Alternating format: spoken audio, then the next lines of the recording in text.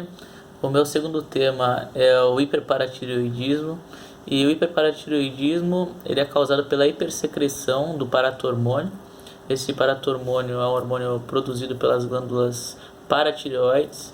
As glândulas paratireoides estão localizadas na região posterior da tireoide. Normalmente são o número de 4, tá? São o número de 4. E o paratormônio vai ser produzido nas células principais da paratireoide. O paratormônio está relacionado com o metabolismo do cálcio e ele vai regular a quantidade de cálcio sérico de acordo com alguns mecanismos que eu vou explicar melhor aqui por desenho. Bom, basicamente, vamos supor que haja numa paratireoide um adenoma de paratireoide. Esse adenoma ele vai aumentar os níveis do PTH sérico. Esse PTH sérico aumentado a nível renal vai haver uma reabsorção de cálcio a nível renal e uma excreção de fósforo. Excreção de fósforo e a reabsorção de cálcio. A nível ósseo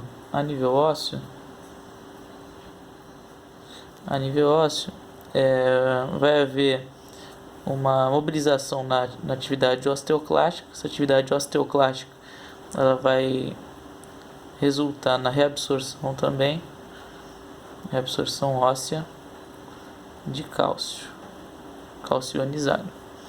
E a nível intestinal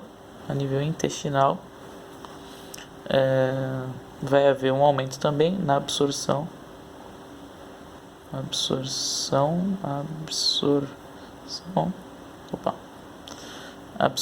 intestinal de cálcio. Ok, beleza.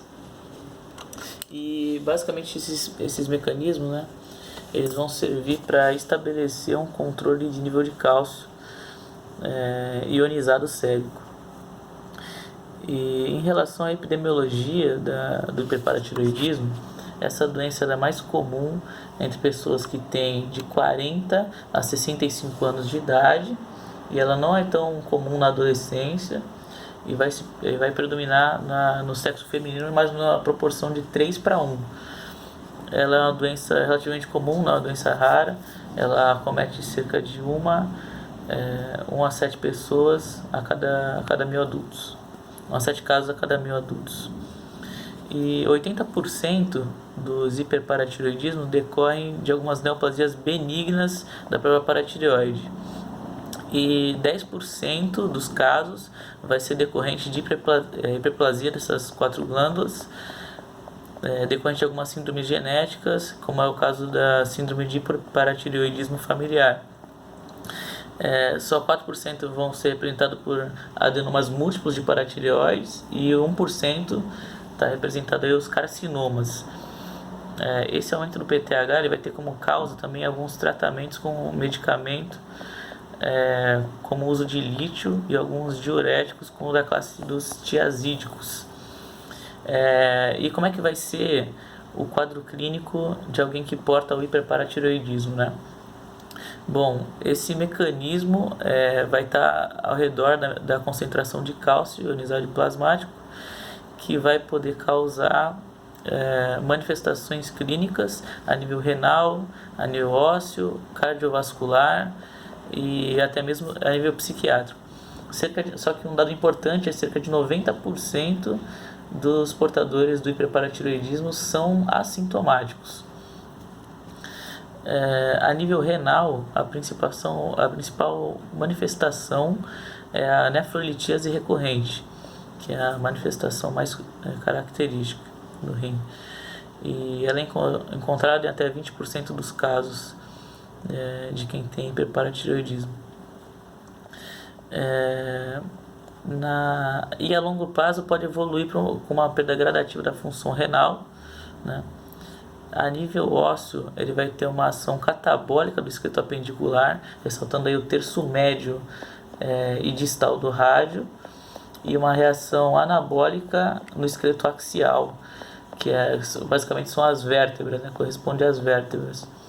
E pode cursar com dor, fraturas, fraqueza muscular e algumas deformidades. A nível cardiovascular, pode ter hipertensão, hipertrofia ventricular esquerda, doenças coronarianas, calcificações valvulares e dislipidemias. São algumas características cardiovasculares da doença.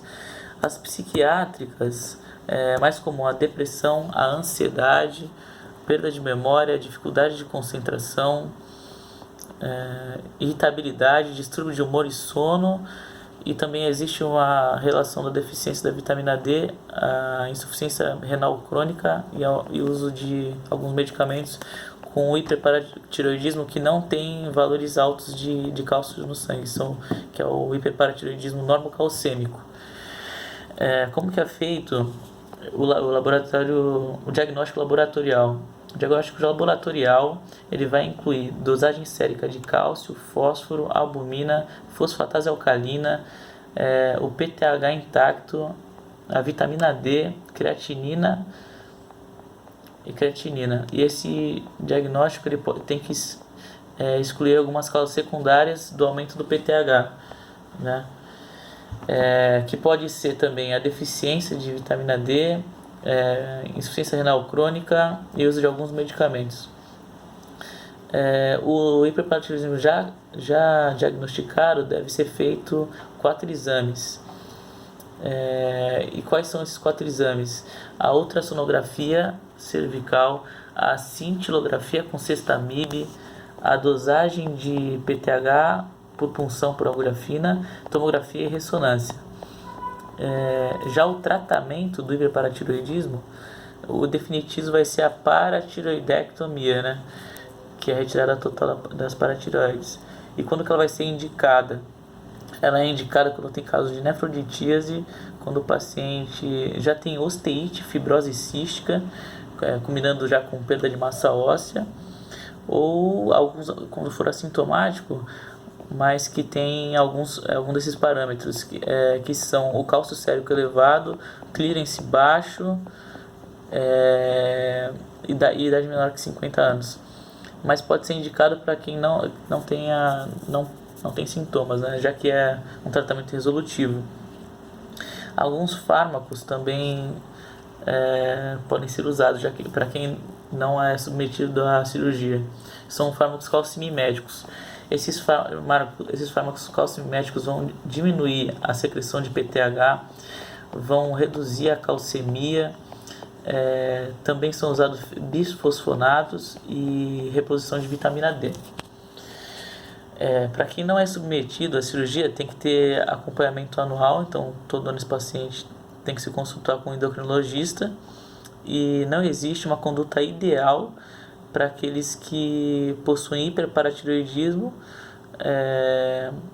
só que com padrões normais de cálcio sérico, né, normocalcêmicos.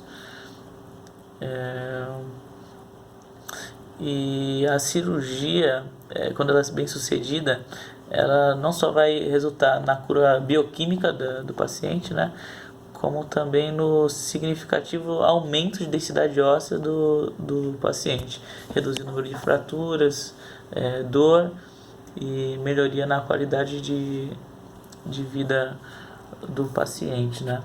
Então, o mais indicado é a paratiroidectomia radical, né? Seguindo os parâmetros que eu já comentei, né? E a minha bibliografia usada foi o Tratado de Endocrinologia Clínica do Lúcio Vilar. Era isso que eu tinha a dizer.